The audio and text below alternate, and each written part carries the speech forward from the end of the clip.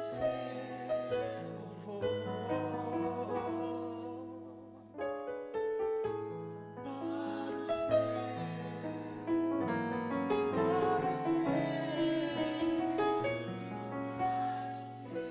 você pode aplaudir o nosso Deus, a Ele toda a honra, a Ele toda a glória. Aleluia, com força, com força. Você que pode, se coloque de pé. Aleluia, se coloque de pé, por gentileza. Graças a Deus, aleluia. Eu gostaria de convidar o preleitor da noite já aqui na frente, o pastor Fabiano Faia, amém?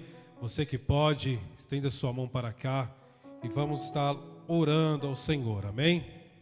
Pai, nós te agradecemos, nós te louvamos e rendemos graças a Ti mais uma vez, Senhor. Muito obrigado, ó Deus, pelos louvores, ó Deus, pelas, Senhor, ministrações das palavras que foi dita aqui nessa noite. Pai, aqui está o seu servo, ó Deus. Te agradecemos por trazê-lo em segurança, ó Deus. Continua, ó Pai, guardando-nos, ó Deus, e venha usá-lo, ó Pai, conforme o teu querer e conforme a tua vontade, ó Deus. Use, ó Deus, para poder falar conosco aquilo, ó Pai, que precisamos ouvir de Ti e não o que queremos, Senhor. E toda a honra e toda a glória seja dada a Ti, aquele que pode. Dê uma salva de palmas bem forte ao Senhor.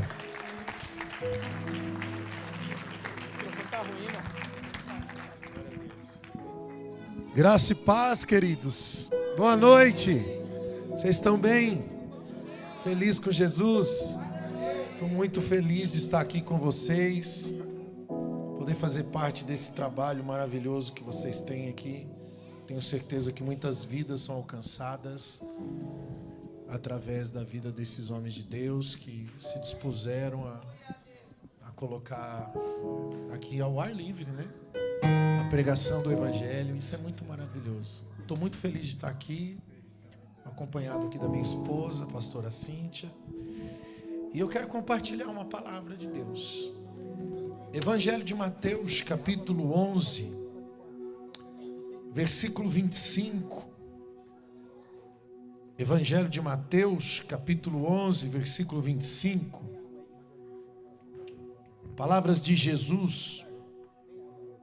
Naquele tempo, respondendo, Jesus disse: graças te dou, ó Pai, Senhor do céu e da terra, porque ocultaste essas coisas dos sábios entendidos e revelastes aos pequeninos. Sim, ó Pai, porque te aprouve. Todas as coisas me foram entregues por meu Pai. Ninguém conhece o Filho senão o Pai, e ninguém conhece o Pai senão o Filho, ou aquele a quem o Filho quiser revelar. Então, vinde a mim, todos os que estáis cansados, oprimidos, e eu vos aliviarei. Tomai sobre vós o meu jugo, e aprendei de mim, que sou manso e humilde de coração, então encontrareis o descanso para as vossas almas. Porque o meu jugo é suave e o meu fardo é leve. Amém? Pode se assentar, fica à vontade. Glória a Deus. Aleluia. Eu quero falar nessa noite com vocês sobre nos tornarmos humildes e mansos como Jesus. Esse é o desafio do nosso cristianismo, da nossa vida cristã. Quando nós caímos lá no início de Gênesis, quando o homem sofreu a queda, todos nós herdamos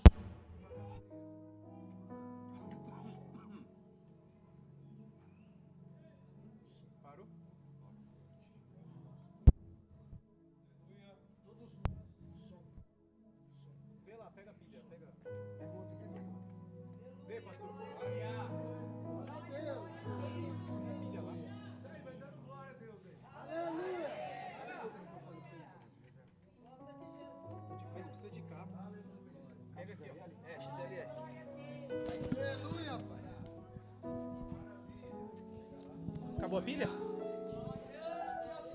Tem pilha ali.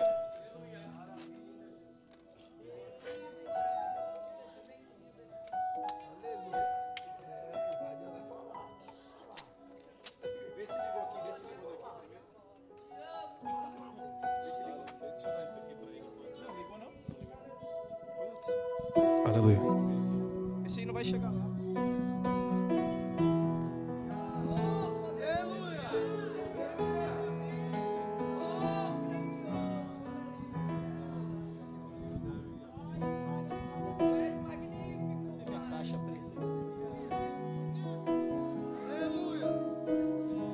Cadê a caixa preta que eu deixei aqui? A caixa preta que eu deixei aqui. Ligou? Vê. Se ligou, vai lá que eu vou fazer ligar aqui. Vê. Aleluia. Glória a Deus. Aleluia. Aleluia! Glória a Deus. Agora vai, irmãos. Queridos, com a queda do homem, nós herdamos uma natureza adâmica. A natureza do pecado é uma natureza adâmica. Então nós temos uma batalha diante da conversão em Cristo. Essa batalha é uma luta contra nós mesmos. O maior inimigo que você tem é você mesmo. A concupiscência do homem, e todos nós temos concupiscência, ela trabalha em 3 esferas: soberba da vida, ostentação por riquezas, todos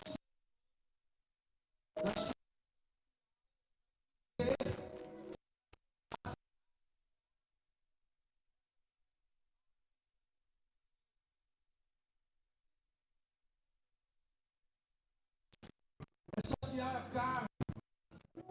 Muito que chamam de felicidade é se tornar alguém.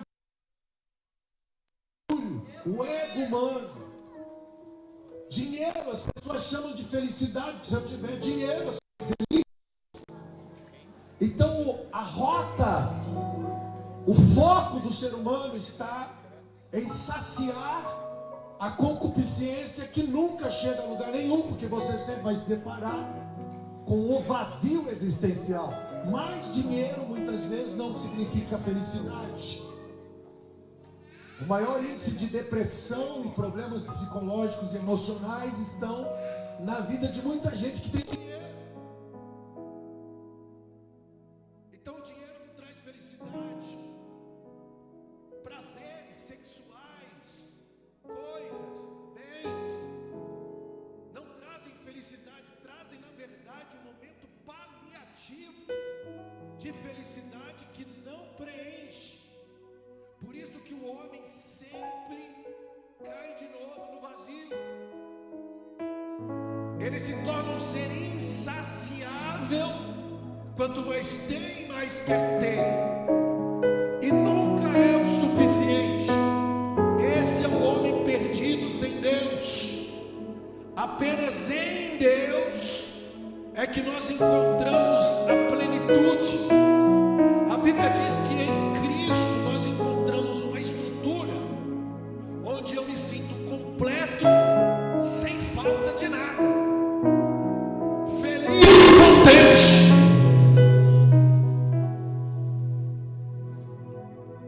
Aleluia. Amém?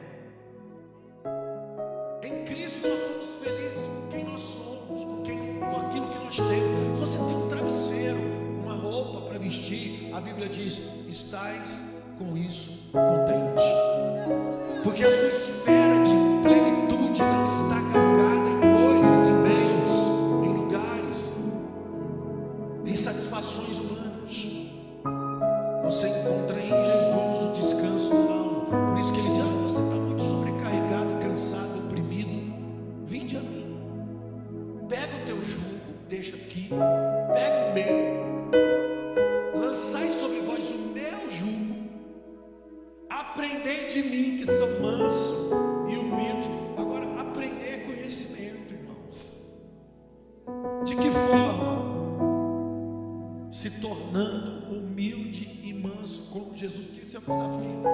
O desafio da vida cristã é nós nos tornarmos humildes e mansos. Sem humildade não há mansidão. E a humildade você não aprende com quem estuda. Humildade não é dogmática. A humildade ela é uma transferência na relação. Você só aprende humildade através de uma relação. Por isso que a relação de um homem com Jesus é para transferir caráter, é para transferir sentimento, é para transferir o modelo. Por isso que nós somos chamados de cristão. Cristão é o quê? É alguém que é um pequeno Cristo. E aí, quando a humildade é formada na sua vida, você tem clareza e sentido de propósito. Por isso que você é humilde. A resposta de quem é humilde é porque tem clareza no seu caminho. Eu não sou escravo da minha presunção, logo não tenho problema com a soberba. Eu não sou escravo do dinheiro, logo não tenho problema com a avareza. Eu não sou escravo dos meus desejos carnais, logo não me torno uma pessoa maligna, porque os desejos fazem você se tornar uma pessoa imoral.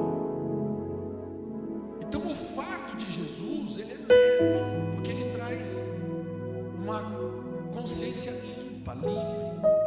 Não tem coisa melhor no mundo que você viver como quem não tem peso nas costas, sem culpa, porque você foi liberto da culpa e você está vivendo como quem segue o caminho de Deus, ou seja, você está vivendo o propósito de Deus na sua vida. Por que tem pessoas que têm uma alma agitada e cansada? Porque essas pessoas estão buscando conquista, realizações. Elas estão sonhando o seu projeto de vida, o seu ideal para si mesmo. E o mundo vai vender cada vez mais a ideia do consumismo. É isso que você vai ver na internet, é isso que você vai ver na televisão, é isso que você vai ver o tempo todo, em todos os lugares. Eu preciso ter isso para mim me tornar uma pessoa feliz. Então essa vida, ela está cheia de expectativa, e a expectativa torna você uma pessoa cansativa. As pessoas cansadas, elas estão cansadas porque falta nelas humildade. O cansaço não vem das dificuldades que você enfrenta na sua vida. O cansaço vem porque você não conhece. Você não conhece a orientação de Deus para você. Então você fica cansado. Então a expectativa, ela adoece. O que é uma expectativa? É quando você cria um padrão na sua cabeça de como você deve viver, do que você deve receber, de como você deve ser tratado, de como você deve ser correspondido. Aonde é que você quer chegar? Isso é expectativa. E as expectativas adoecem as pessoas.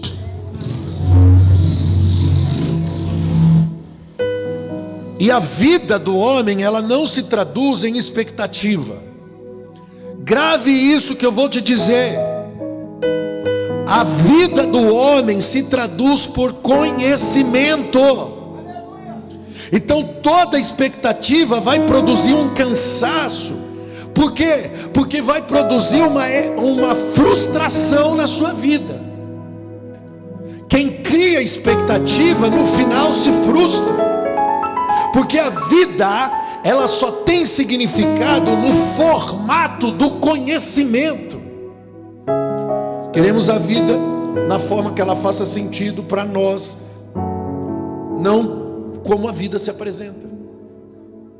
E às vezes a vida se apresenta de um jeito e você espera, porque você tem expectativa que ela se apresente de outra forma. E o incrível é que nós ensinamos os nossos filhos assim. Nós ensinamos os nossos filhos a viver no formato das expectativas. E eu vou dizer uma coisa para você: nós não podemos controlar a nossa vida. Às vezes as coisas graves, elas precisam acontecer na nossa vida, para nós aprendermos que nós não estamos no controle das nossas vidas. Nós podemos ter prudência. Prudência é uma coisa, mas estar no controle, você não está no controle. Porque controle é presunção, controle é vaidade. E a vida, irmãos, é aprendizado. A vida não é direito, como muita gente pensa. As pessoas vivem reclamando dos seus direitos. E Deus nos colocou no mundo para aprender Porque a vida é o que está escrito lá em Eclesiastes capítulo 3. Deus fez todas as coisas, e debaixo do sol, debaixo do céu, Deus tem um tempo para cada propósito estabelecido para nós. E aí ele vai descrever os tempos, ele vai dizer: tem tempo de nascer e tem tempo de morrer, tem tempo de plantar e tempo de arrancar-se o que plantou, tempo de abraçar e tempo de afastar-se de abraçar, tempo de rir, tempo de chorar, tempo de ajuntar as pedras, tempo de afastar as pedras. E aí ele vai dizer que Deus tem um propósito para cada tempo, tempo bom, tempo ruim. Deus pôs a eternidade no coração do homem sem que ele conhecesse o fim de todas as coisas. É como se os tempos da vida fossem para que eu e você fôssemos exercitados a um aprendizado. Quem está entendendo, diga amém, irmão. Aí as pessoas pensam que controlando a vida, elas terão a vida que sempre sonharam. E você não pode controlar a sua vida. Mesmo que você alcance algumas metas pelo controle, você vai perceber no tempo que é tudo vaidade e que não vai chegar a lugar nenhum. E no fim você vai ver que você não controlou a vida, você frustrou diante das suas expectativas. No fim, o seu direito não foi o suficiente, o cargo, o título não foi o suficiente, os prazeres, o sexo não foi o suficiente. E aí a vida vai se tornando para você uma coisa insuportável, cansativa. Por quê? Porque as pessoas assumem um direito daquilo que elas não têm direito. As pessoas assumem posse de um direito e não se permite aprender com aquilo que a vida tem para oferecer. A vida está diante dos teus olhos, e sobre tudo aquilo que está diante dos meus olhos, eu preciso aprender com Deus. Aí a sua vida se torna pesada, difícil, porque você está debaixo de uma ansiedade, de uma presunção, porque você quer ter o controle das coisas que você assumiu como direito. Aí nós não deveríamos estar trabalhando para sobreviver. Não, pastor, não. Então eu deveria estar trabalhando para quê? Para conhecer. Nós deveríamos conhecer aquilo que a vida apresenta. Para quê? Para que eu tenha o melhor para oferecer diante da vida que se apresenta diante dos meus olhos. Isso é humildade. É sempre estar disposto a oferecer alguma coisa. Deus criou o homem como alma vivente, não como alma sobrevivente. E a gente está tentando sobreviver. Deus quer que você viva. E aí eu vou ler um texto aqui para que você entenda o que eu estou falando, que não é minha palavra, é a palavra de Deus. Diz assim: Jesus disse: não andeis ansiosos pela vossa vida, nem pelo que hei de comer, nem pelo que hei de beber, nem pelos vossos corpos que havei de vestir. Não é a vida mais que o alimento, não é o corpo mais que o vestuário. Olhai para as aves do céu, que não semeiam, não ceifam, nem ajuntam em celeiro, mas o vosso Pai Celestial as alimenta. Não valei vocês muito mais do que elas? Qual de vocês, por mais ansioso que seja, pode acrescentar um cúbito à sua estatura? Por que vocês andam ansiosos pelo que haveis de vestir? Considerai como crescem os lírios do campo. Eles não trabalham, eles não fiam. Contudo eu vos digo que nem Salomão em toda a sua glória se vestiu como um deles. E se Deus, pois, assim veste a erva do campo, que hoje existe, amanhã é lançada no forno, quanto mais vocês, homens de pouca fé. Assim não andeis ansiosos, dizendo o que havemos de comer, ou que havemos de beber, ou como nós havemos de nos vestir, pois são os gentios que procuram essas coisas. Algumas versões dizem os pagões buscam buscam essas coisas, porque o vosso Pai Celestial sabe daquilo que você precisa. Então buscai em primeiro lugar o reino e a sua justiça, e todas as coisas vos serão acrescentadas. Aleluia! Aí o homem está trabalhando para subsistir, como se a vida fosse um direito de quem faz a coisa certa, e já que eu fiz a coisa certa, eu tenho direito, quando deveria ser onde o conhecimento da vontade de Deus, eu possa entregar o meu melhor sobre aquilo que eu recebo de Deus. E era para ser assim antes da queda. Deus nos abençoou para oferecer na nossa vida, e foi o diabo que enganou. A mentira de Satanás, irmão, foi o que a serpente disse para o homem. Ele botou uma ideia na cabeça do homem, dizendo que se conhecendo em Deus tudo que Ele tem para oferecer, aí sabe o que você vai fazer? Você vai pegar e vai viver o direito de receber de Deus o melhor. Aí a vida passou a ser para nós ganho e não conhecimento, um direito adquirido, não um conhecimento revelado. Isso corrompeu, irmãos, a nossa capacidade, corrompeu a nossa arte, corrompeu as nossas relações humanas. Tudo que o homem entrega, ele precifica como um direito de receber de volta. Até as nossas amizades são assim. Você faz alguma coisa por um amigo, se ele não retribui, você vira as costas, porque você precificou o que você fez. Porque no fundo você não fez porque você fez porque é a sua natureza de dar, de amar. Você fez porque você tinha interesse de receber alguma coisa em troca. Porque essa é a natureza adâmica, a natureza caída. Isso é obra da carne. Então, isso leva você a uma frustração. Você frustra no casamento, você frustra nas amizades, você frustra na igreja que você frequenta, você frustra, em todo lugar você frustra, e toda forma de frustração gera em você uma apatia, gera em você um desânimo, e aí pessoas ficam cansadas, pessoas começam a se sentir abandonadas, pessoas começam a se sentir prejudicadas, pessoas começam a se sentir perdidas, e aí você vai dizer assim: eu fiz tudo certo, mas agora eu estou cansado. Aí Jesus chama você e diz assim: então venha, lança sobre mim o teu jugo e aprenda comigo o que é humildade, porque você não sabe o que é humildade. Aprenda em Jesus a ter uma alma descansada.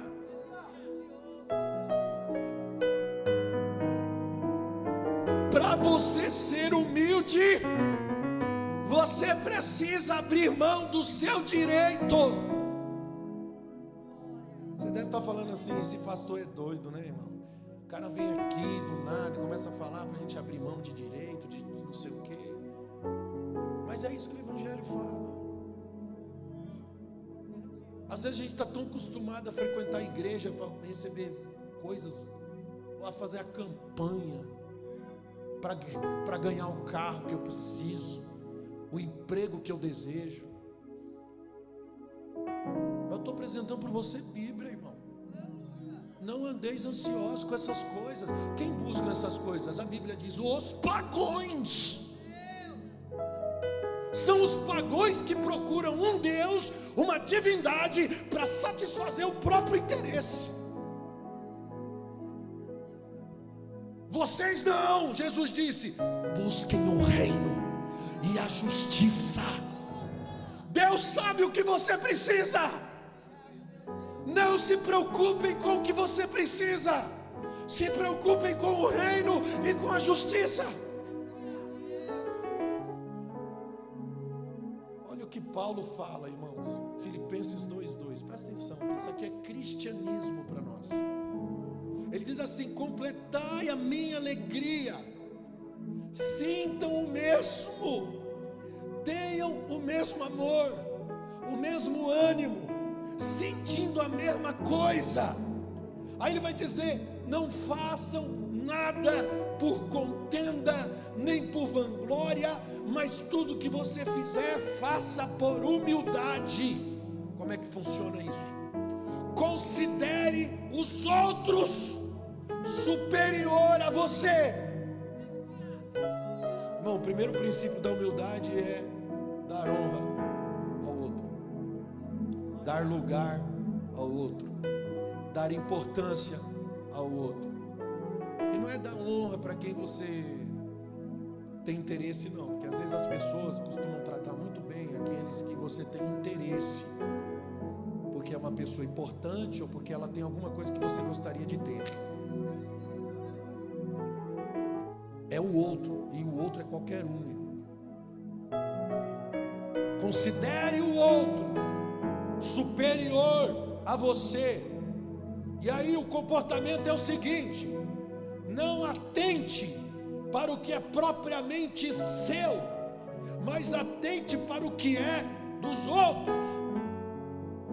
O que ele está falando? Sempre que você vai mover alguma coisa, presta atenção. Atente primeiro para o que é do outro. Aí a gente tem a mania de se colocar em primeiro lugar. Estou mentindo.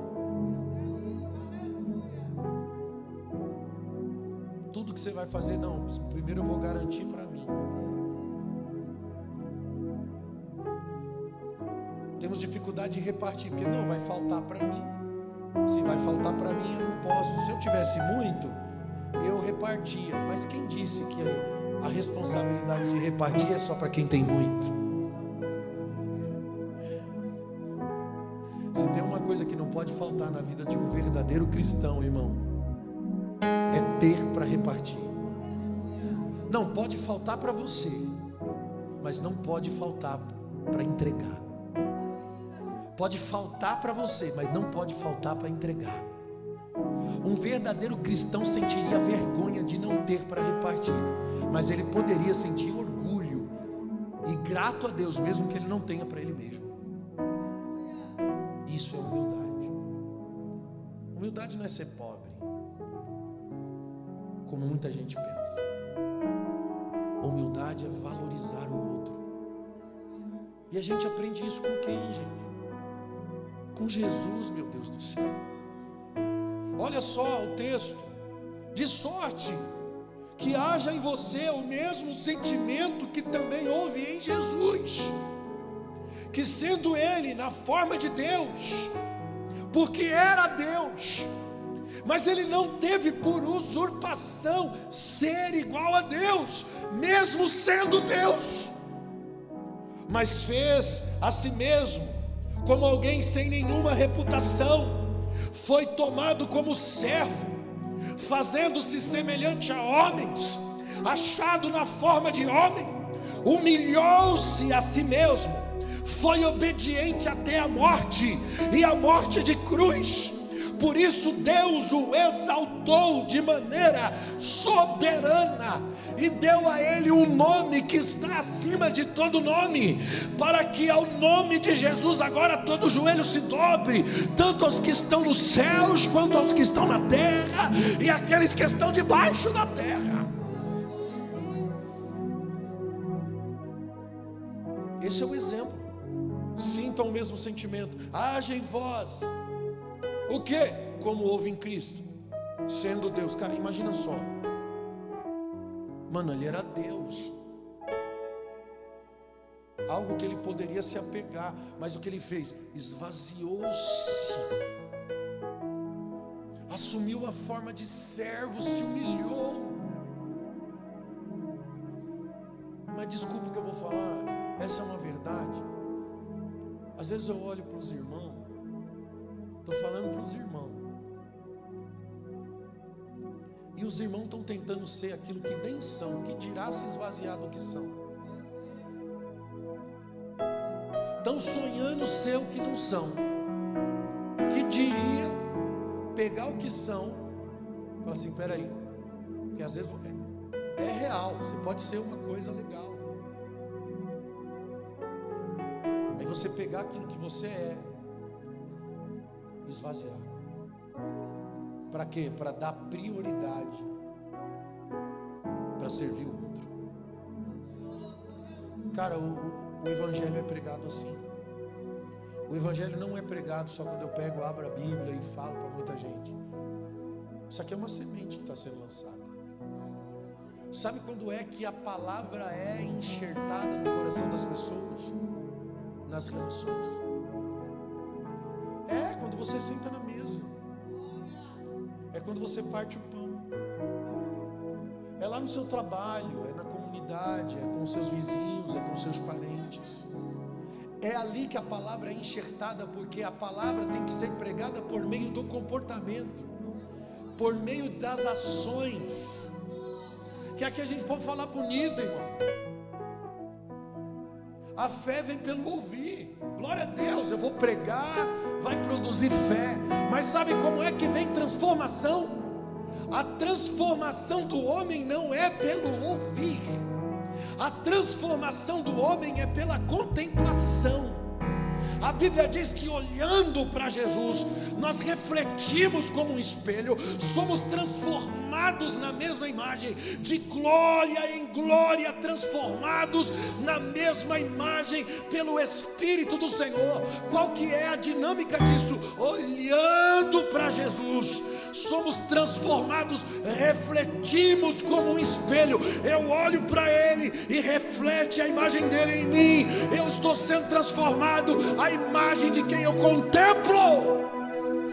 Se eu olho para Jesus o tempo todo, eu vou me parecer com Jesus, vou ser transformado à imagem de Jesus. Sabe quando o mundo vai ser transformado? A cidade vai ser transformada, o bairro vai ser transformado, a igreja vai ser transformada, quando as pessoas puderem olhar em você e ver a imagem de Jesus Cristo, ver a referência de um autêntico, de um verdadeiro cristão, que aprendeu o que é mansidão e humildade, que sabe fazer a entrega, que não carrega rancor, que não carrega mágoa, nem rivalidade, que não tem espírito faccioso no seu coração, mas sempre tem o melhor, não carrega ofensa, não se ofende, sabe olhar para o outro com compaixão e com misericórdia. Até o teu inimigo recebe de você o amor.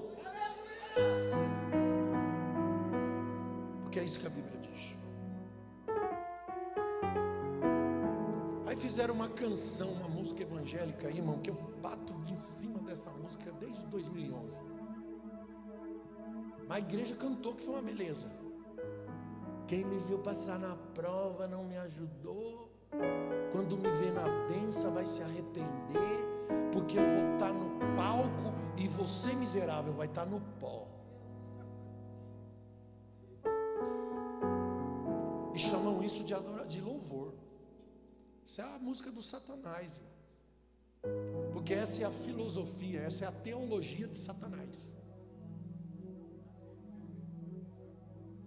Assumir direito, honra e glória para o homem. Essa é a teologia de Satanás. Se você se prostrar e me adorar, te darei os reinos desse mundo. Está na Bíblia. O diabo pregando, usando a Bíblia para pregar, distorcendo o texto, como muitos pastores fazem hoje em dia, prometendo prosperidade, riqueza e fama em nome de Jesus. Mas esse é um outro Jesus, não é o Jesus que nós pregamos, disse Paulo. Esse é um outro espírito, não é o espírito que nós conhecemos, disse Paulo. O verdadeiro evangelho é você morrer para você, cara.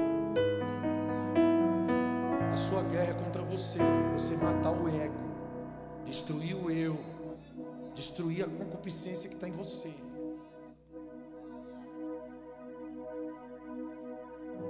É só você dar uma olhadinha para você. Eu queria que você fizesse isso hoje. Você é difícil no trato, irmão? As pessoas, quando te confrontam, quando te afrontam, quando te ofendem, qual que é a tua reação? Porque quando você reage, aí é você de verdade. Uma ação pode ser programada, mas uma reação é você. É quem realmente você é. Quando te fecha no trânsito, quando os caras gritam palavrão para você, quem é você nesse momento?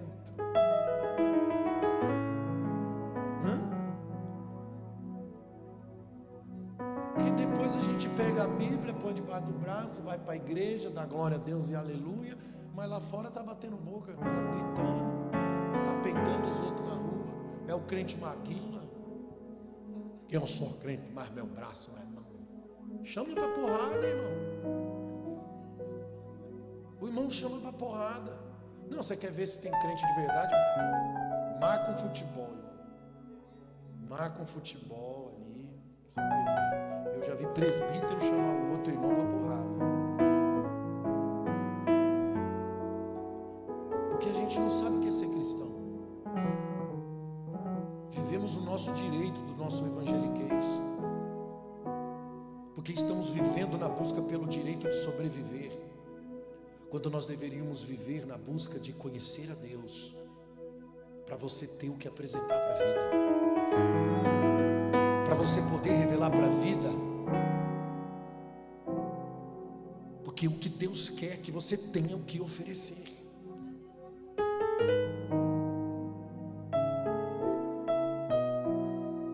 Eu preciso me tornar humilde e manso. E a única forma é você chegar diante de Deus e dizer: Senhor Deus, me ensina. Porque isso aqui que eu estou pregando para você, você não vai sair daqui fazendo isso. Isso é uma relação com Deus que transforma você de forma processual. Isso se chama processo de santificação. A santificação vai gerando esse processo de transformação na sua vida, que faz de você um novo ser.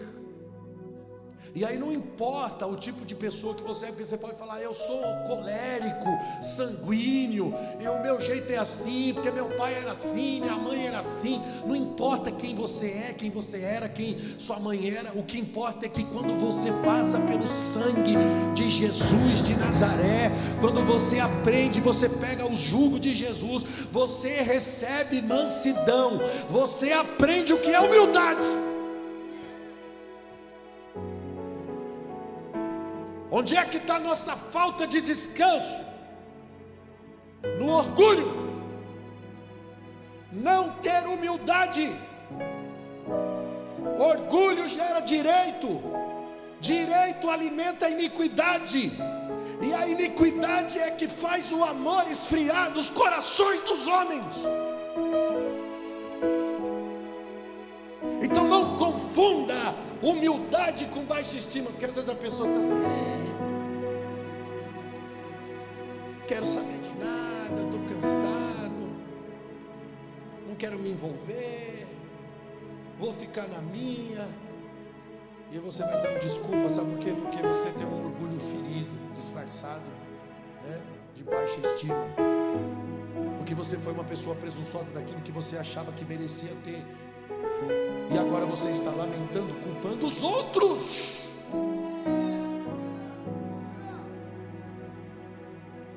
Você conhece a parábola dos talentos? Irmãos, eu fiquei pensando nessa parábola dos talentos. Ele deu 5 para um, 3 para o outro e 1 para um. Eu vou falar direto daquele que ganhou 1. O cara foi lá e enterrou. Enterrou e falou assim: quando o senhor voltar, eu devolvo. Porque o Senhor é rigoroso, então eu vou devolver. Ele me deu, eu devolvo. Quando o Senhor voltou, o cara, ele foi esculachado por Deus. Servo mau, negligente, deveria ter dado o meu dinheiro aos banqueiros. E ele é jogado no lago de fogo, de enxofre. E eu fiquei perguntando para Deus: Senhor, por que esse cara, ele devolveu, ele não quis trabalhar, está tudo bem. Por que o Senhor agiu com tanto rigor com esse cara? E aí foi que eu entendi. todo mundo ganhou mais, ele ganhou só um. E para quem ganhou um só, ele se sentiu inferior perto dos outros. Vou devolver. Orgulho. Porque se eu tivesse ganhado 5 talentos, tinha saído para granjear, trabalhar e trazer mais 5. Mas porque ganhou 1 talento, ele é o inferior de todo mundo. Foi lá e enterrou o talento. E o juízo de Deus é por causa desse orgulho. Onde a pessoa se sente injustiçada até mesmo sobre a bênção que Deus te entregou para ela.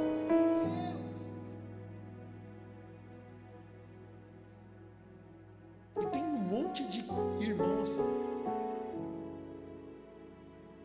Eu contei lá na igreja uma vez, vou falar aqui para vocês. Uma vez nós ungimos um irmão obreiro, separamos um irmão obreiro, e para ele foi pouco. Ele pensou que ia ser ungido alguma coisa a mais, aí quando ungimos, ele desceu triste, mal, todo mundo, parabéns, irmão. Ele... O importante é que Jesus já me viu.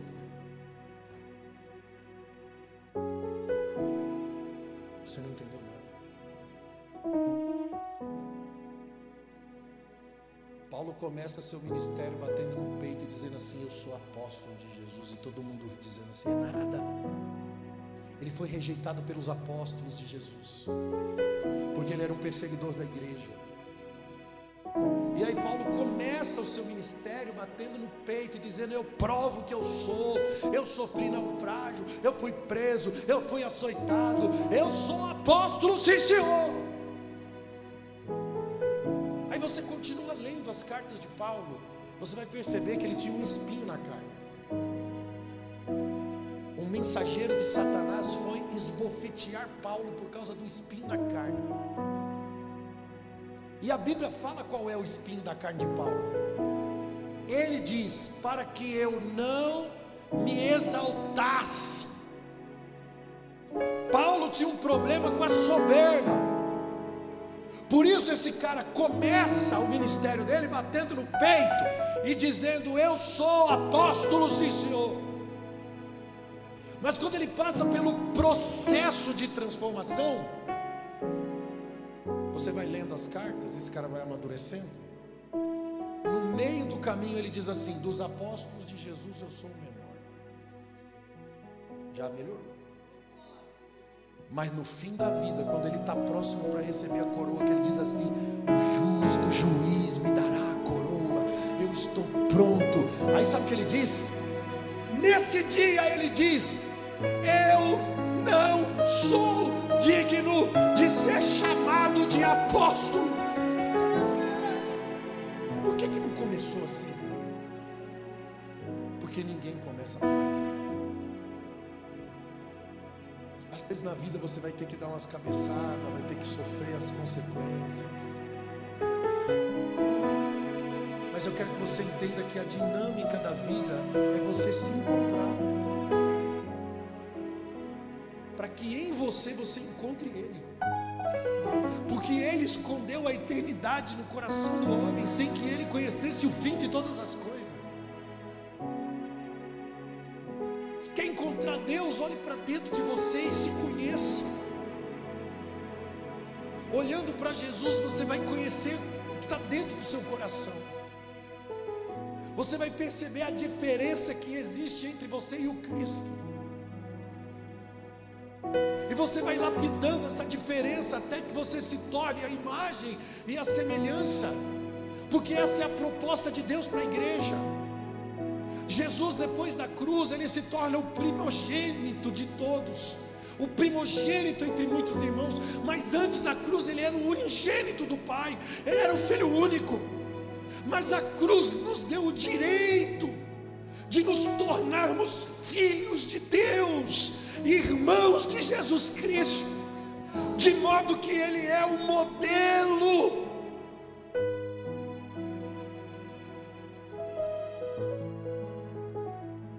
Se o mundo puder olhar para você, se sua família puder olhar para você, se seus filhos puderem olhar para você e ver em você a referência de Jesus em você, você cumpriu a sua parte.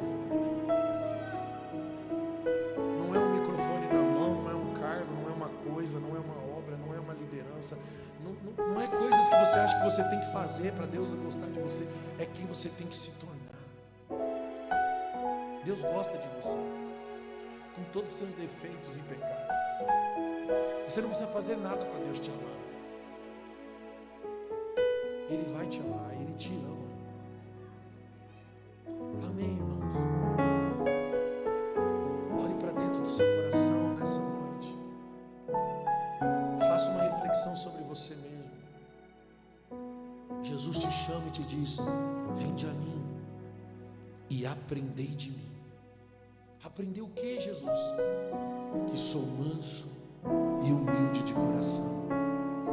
Se você se tornar a pessoa mansa e humilde de coração, o Cristo será revelado para o mundo. Você recebe essa palavra, irmão? Eu quero orar com você. Fica de pé comigo, por favor.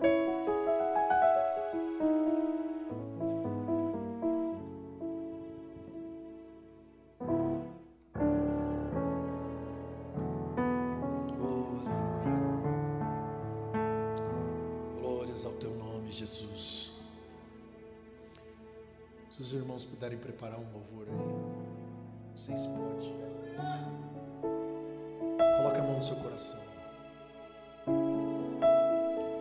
Senhor Deus, nós te agradecemos por essa palavra, Pai. Que essa verdade se torne uma verdade em nossas vidas. Eu reconheço, Senhor, que eu não sou capaz, por mim mesmo eu não sou capaz.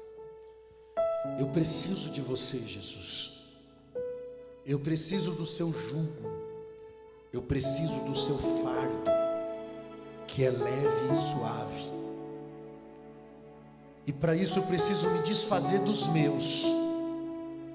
O fardo do meu orgulho, o fardo da minha arrogância, o fardo dos meus desejos e das minhas vontades. Eu quero me esvaziar. Eu quero me esvaziar de mim mesmo. Eu não quero mais fazer as escolhas. Eu não quero mais tomar as decisões. Eu quero que você conduza a minha vida, que o Senhor dirija os meus passos. Eu quero que a tua palavra seja lâmpada para os meus pés e luz para os meus caminhos. Senhor Jesus, eu estou cansado de sofrer as consequências dos meus erros. Eu quero ser liberto das minhas presunções. Hoje eu entendi que eu não tenho direito, que eu não nasci para lutar por direito. Eu nasci para revelar as virtudes do céu. Porque em Ti eu já recebi tudo o que eu preciso. Eu tenho a plenitude da vida. O Senhor é o caminho, o Senhor é a verdade, o Senhor é a vida. E eu não preciso de mais nada além de Ti, Jesus. Tu és santo, Deus. Nós reconhecemos a Tua divindade. Espírito Santo, toque-os com o seu fogo, toque-os com a sua presença nessa noite, Senhor, aonde alcança o som da minha voz. Que a tua graça, o poder da sua presença toque os corações, Senhor, que haja vida. Obrigado, Senhor. Eu abençoo, Senhor, essas pessoas, abençoo os teus filhos, abençoo a tua igreja. Eu abençoo esse bairro, eu abençoo as casas que estão aqui ao redor, em nome de Jesus, Pai, que a Tua paz pertence a esse lugar, em nome de Jesus, amém, e graças a Deus.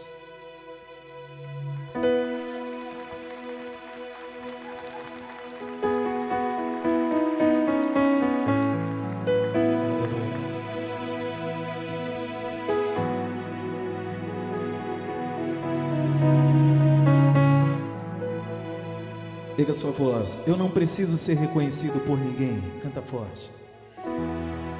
Eu não preciso ser reconhecido por ninguém. Se você pode adorar, canta forte. A minha glória é fazer com que conheçam a Ti.